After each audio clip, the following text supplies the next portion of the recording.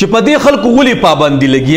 او دې خلکو ته ولې دا وارننګ ملاويږي چې پاسپورت او شناختی کارت دا به بلاک کو جناب په 11 اکتوبر باندې دا ټول پښتانه چې راټول شوي دي او داسې منتشر کړه یو ځای کې بند بل ځای کې بند ټول یو ځای ته راغونډي نه او نه غواړي حکومت چې دا یو ځای شي او د دې باوجود دوی ته بیا دمکۍ ملاويږي او څو ورته چې پاسپورت په دې بلاک کو شناختی کارت په دې بلاک کو نو ګوره کو تاسو ګورئ کنه زموږ اسلامي ملک ته جمهوریت نظام دی جمهوریت هر یو کس ته پکې خپل حق حاصل دی چې د خپل حق تپوس کولی شي نو دا خو نعوذ بالله دا خو د پښتون قوم سره ډېر غټ زیاتی دی چې دوی خپل حق تم نه پرېږدي ګوره د دوی سره تمانچه نشته دوی سره ټوپک نشته د دوی سره نور څه خبرې اترې نشته ټولو داسې په لاس درغلي دي او باقاعده جرګه یو قسم لکه د پښتنو چې کم کلچر دی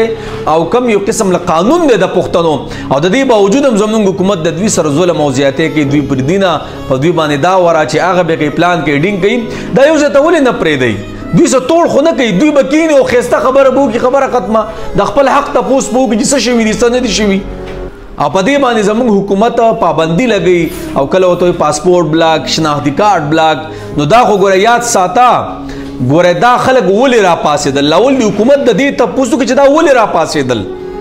دا خلک ولې دا 11 اکتوبر او دا یو ځای او بل ځای جلسې کوي د دې وجه څه ده دا ولې ته ځان ورسوي ولې ته څوک ځان رسوي نه خو الټا په دې خلکو باندې دباو او تاسو ته پته ده کم څیز چې ګوره دباویږي او بیا خاص کر پښتون که نه دا پښتون خو ګوره په دې غیرت باندې او په دې غصو باندې دا دومره وال خوري او چې بیا څومره ډوې نو دومره به ګوره دوی چوتېږي یاد ساته ډېر غټ بګړه به سا شي نو جناب حکومت ته بس الله دې موږ ماف کړي زموږ حکومت هم داسې دی یقین وکړه بس دی چې دی امن والا خلق ته امن له درځي ډس پکې نه کیږي دماکه پکې نه کیږي بل څه پکې نه کیږي یو پر امن احتجاج کوي او تاسو ورته وایئ چې دا به وشي هغه به وشي پلان به وشي ډینګ به وشي اخوا دېخوا